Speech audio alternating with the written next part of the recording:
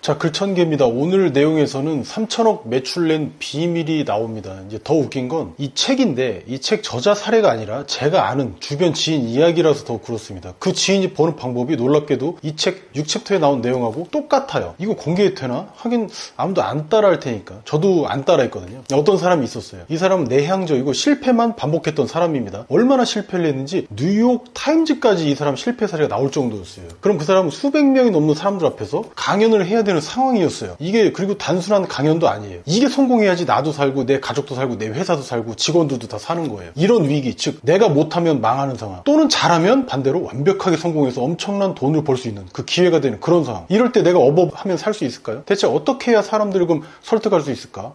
어떻게 하면 이 위기를 기회로 바꿀 만큼 완벽하게 잘할 수 있을까? 이게 10명 앞에서도 쉽지 않거든요. 그때 이 사람은 완벽한 방법을 알고 나서 완벽하게 잘하게 됩니다. 그 뒤로 수많은 기회들을 전부 자기 걸로 만들었고요. 여기서 중요한 게 뭐냐면 자기가 가진 인맥이나 능력, 그 뒤로는 수많은 기회들을 전부 자기 걸로 만듭니다. 여기서 중요한 건 뭐다? 자기가 가진 인맥 또는 뭐 능력보다 더 중요한 건 바로 남들을 설득할 수 있는 그 능력, 바로 그거라는 겁니다. 먼저 그 방법은 너무 쉬워서 금방 말씀드릴게요. 근데 이 방법만 아시면 진짜 여러분이 정말 빛날 수도 있었던 그 무수한 상황들에서 이제는 진짜 어느 누구보다도 멋지게 결과를 만들어내는 사람이 된다는 겁니다. 가령 이런 거죠. 뭐 방송 프로 같으면 뭐 나는 가수다 옛날에, 그리고 뭐 트로트 같은 이런 살 떨리는 막 TV 경연 프로그램들 많죠. 그 유튜브나 인터뷰 같은 이런 스피치, 또는 입사할 때 면접, 또 수백에서 수천 또는 뭐 수십억 이상이 왔다 갔다 이 금액이 결제되냐 마냐가 결정되는 어떤 사업상 미팅 이런 것도 있죠. 그 다음에 인간관계 뭐 프로포즈 할 때 이번에 반드시 매출을 내야 하는, 무조건 내야 되는 영업하는 상황. 그리고 또 어떻습니까? 가장 비정하다는 투자자들 앞에서도 이걸 다 해낼 수 있어야 돼요. 그것도 스스로. 그러니까 한마디로 내가 가진 기술력이나 실력도 중요하긴 한데 이거보다 더 중요한 건 뭐냐면 내가 빛이 나야 하는 그 자리에서 내가 반드시 해낼 수 있는 해내야 되는 그 자리에서 완벽하게 그리고 무조건 결과를 만들어낼 수 있느냐라는 거예요. 그게 문제라는 거예요. 이게 비단 돈 버는 문제에만 국한된 게 아니라 이 설득력이라는 거, 이거는 사람들 생명하고도 직접적인 관계가 있어요. 예전에 플레밍이라는 과학자가 있었습니다. 이게 플레밍의 왼손 법칙 할 때 그 플레밍 아니에요. 이름만 갖고 달라요. 이 플레밍이라는 사람이 1928년도에 포도 모양 병균을 발견해요. 이게 유익균이 아니라는 거지. 이 균은 아이들 부스럼도 유발하고 전쟁터에서 다친 병사들한테 감염병을 또 유발을 합니다. 그래서 수백만 명 이상을 사망하게 만들었어요. 상황은 그러한데 여기서 핵심은 사람들이 이렇게 죽어나가는데 그 병균을 없앨 방법이 전혀 없었다는 거예요. 그런데 어느 날 이 플레밍이라는 과학자가 실수로 자기가 하는 실험용 접시 한 개 뚜껑을 열어놓은 채로 연구실 바깥으로 나간 적이 있었는데, 그런데 그 접시 속에만 푸른 곰팡이가 펴 있는 거예요. 그런데 더 놀라운 건 이 접시에만 그 포도 모양 병균이 전부 없어진 거예요. 그때 플레밍이 알아챕니다. 이건 인류에게 엄청난 희망이 되겠다. 이걸 계기로 플레밍은 논문도 발표하고 세상에 알리려고 별짓 다 했겠죠. 그런데 10년 넘게 이게 받아들여지지가 않았어요.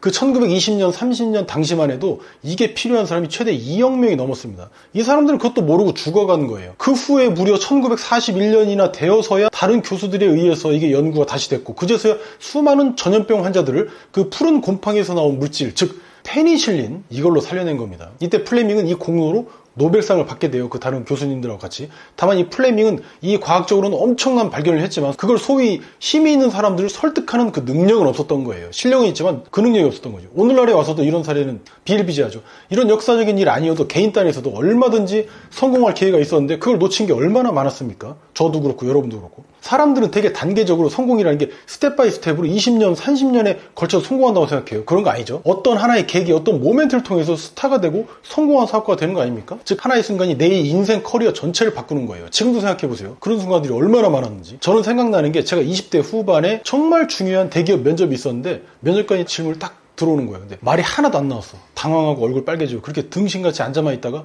포기하고 나서 운 적도 있어요. 대학원 박사과정 면접 때도 저 혼자만 지 혼자들 사이에서 영어를 못해가지고 진짜 쪽을 팔았죠. 창피했습니다.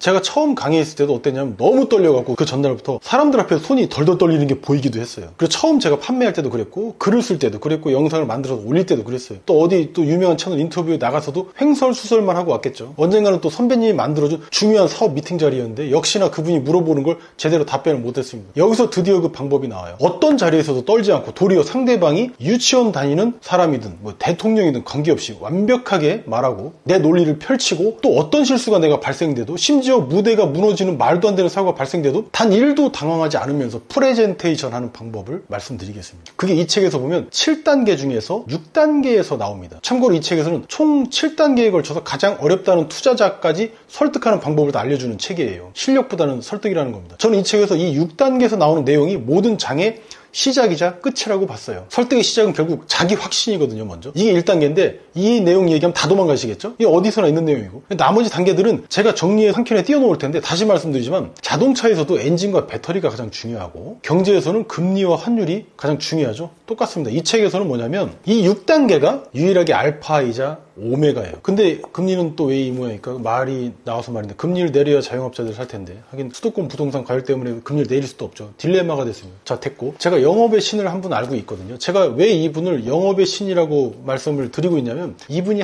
만든 1년 한 해 매출이 2천억에서 3천억이 넘어요. 제 영업 쪽 스승이기도 해. 이분은 영업하실 때 남들과 다른 점이 있는데 하나의 스크립트를 만들기 위해서 수백 번을 고치고 연습하고 다시 고친다는 점이에요. 그렇게 그 분야, 그 주제에 맞는 스크립트가 나오고 토시 하나 안 틀고 그대로 따라합니다. 교육도 직원들도 그렇게 시켜요. 형태소까지 외울 때까지 100번을 넘게 시킵니다. 이 내용을 그냥 영혼 없이만 들으시는 분들은 뭐 그런가 보다 하실 거예요. 실은 99.9%는 그렇게 생각하실 겁니다. 에이, 그런 게 어딨어. 그러니까 이런 데에서 의구심이 들고 그러니까 상위 0.1%의 사람들만 버는 거고 버는 사람들만 버는 거고 밑에 깔아주는 사람들이 99%인 겁니다. 이건 비난은 아니에요. 그런데 그 내용이 실은 이 책 6장, 그 6단계에서 나온 그 내용하고 완전히 굉장히 유사하더라고요. 이 이야기 드리기 전에 여러분 혹시 살면서 연습이라는 거 해본 적 있으세요? 게임 말고? 만약 있다면 몇 번 정도 연습을 하셨습니까? 뭔가 하나의 상황을 준비하기 위해서, 뭔가 하나의 상황에서 잘하기 위해서. 저는 면접 전에 한두 번 읽어보거나 또 강의 전에 서너 번 핵심 사항만 읽어본다든지 이 정도 말고는 연습이라고 할 만한 행동 제가 해본 적이 없어요. 예체능도 아니고. 그런데 이게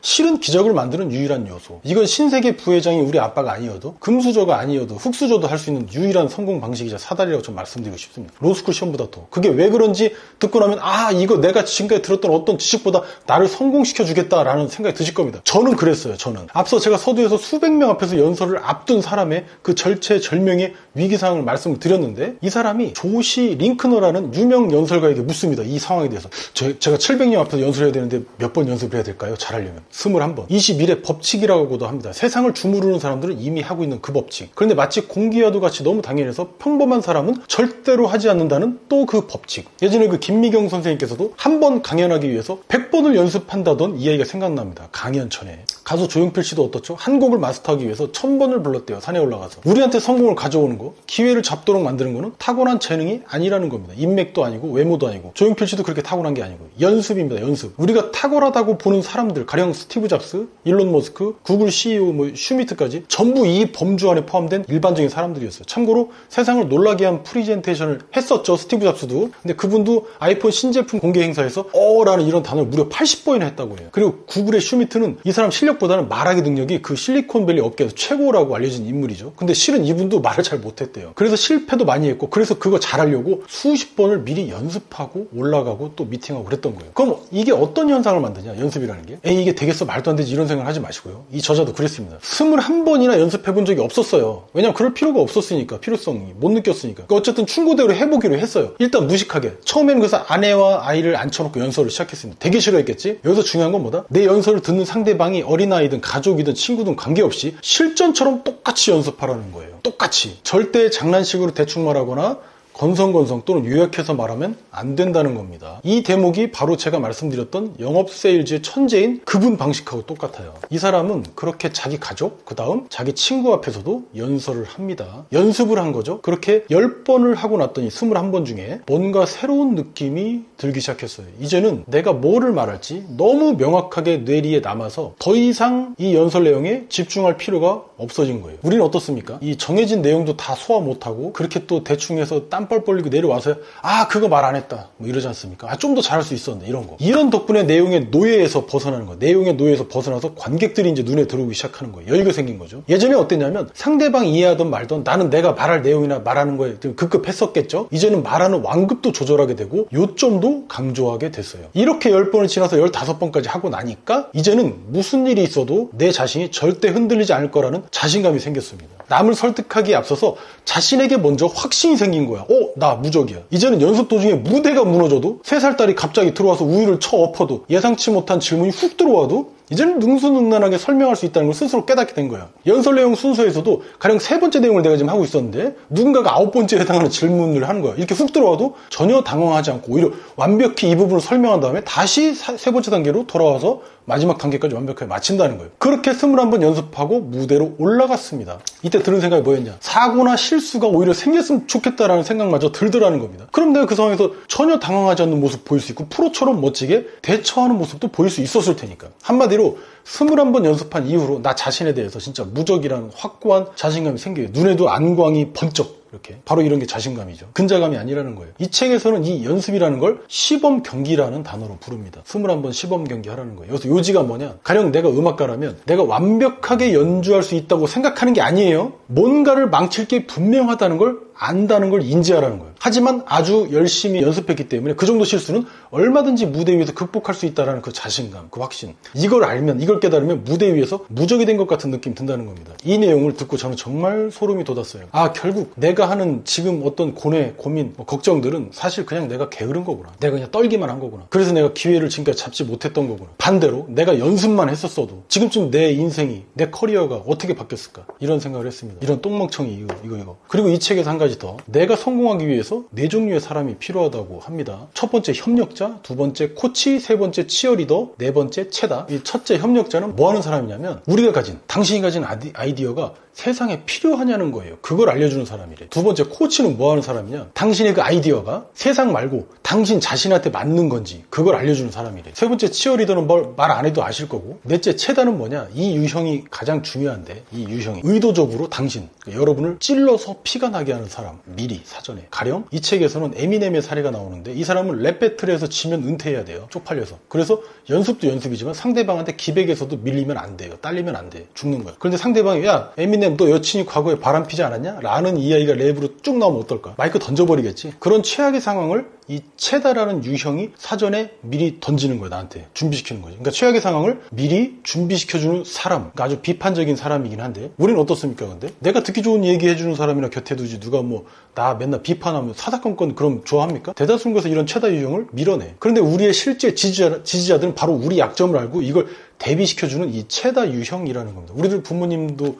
이런 쓴소리 잘 하시죠? 지금까지 어떻게 하면 내 인생, 내 비즈니스에서 결정적인 기회를 잡을 수 있는지 그 방법과 그리고 그걸 도와주는 사람 유형에는 어떤 부류가 있는지 체다 살펴봤습니다. 나머지는 여러분들이 제 이야기를 듣고 판단하셨을 적에 나한테 저 책이, 저놈이 한 저 내용, 저 책이 정말 도움이 되겠다 싶으신 분이면 구매해서 읽어보세요. 10,000원이 10억이 될 겁니다. 근데 반대로 실천하지 않으실 거면 절대로 구매하지 않습니다. 그런 분들께는 미안하지만 이 책이 전혀 도움이 안 되니까요. 1단계부터 꾸역꾸역 읽으셔야 되고요. 그렇게 7단계까지 다 읽으신 다음에 이 책 6단계로 돌아가서 다시 그 부분만 2번만 더 읽으세요, 제발. 그럼 그날부로 가장 빛나는 인생을 스스로 자력으로 만드는 사람으로 바뀐다고 저는 확신합니다. 자, 그럼 이 책 총점 매겨보겠습니다. 먼저 분량인데요. 이 책은 총 276페이지. 이게 사실상 근데 190페이지까지만 읽으셔도 10억, 100억짜리 가치가 충분합니다. 따라서 5점 만점에 5점 드리겠습니다. 5점은 역사상 처음입니다. 이 책은 원포인트 레슨 같은 책인데 마치 그 포인트를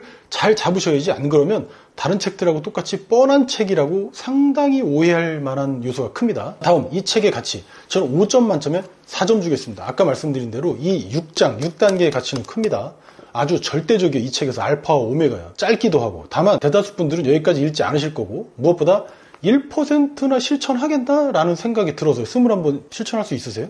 그분들은 가치를 못 느끼실 거라는 점, 그럼에도 불구하고 이 자체가 갖는 가치는 또 높다는 점에서 1점만 뺐어요. 마지막 난이도, 이 책 난이도는 초등학생 또는 중학생 읽어도 전혀 어렵지 않다는 점에서 4.5점 주겠습니다. 타이탄의 도구 스몰 버전이라고 보셔도 좋겠습니다. 자, 그럼 총점은 두구두구두구두구두구 네, 4.5점. 정말 좋은 책, 반드시 1회독 이상 하셔야 할 책입니다. 특히 6단계. 지금 돈 때문에 또는 내 실력 때문에 늘 주저주저하는 나 자신 때문에 두려운 분이라면, 미래가 두려운 분이라면 그분한테는 이 책 강력하게 추천하겠습니다. 지금까지 순일 굽타의 책, 결정적 기회를 만드는 힘, 이 책 리뷰해드렸습니다. 참고로 이 책은 자영업자, 학생은 초등학생, 중학생, 대학생 전부 다, 그리고 사업가, 따지고 보면 인간이라면 누구한테나 필요한 책이라고 저는 강추드리겠습니다. 야, 너 연습 안 하냐?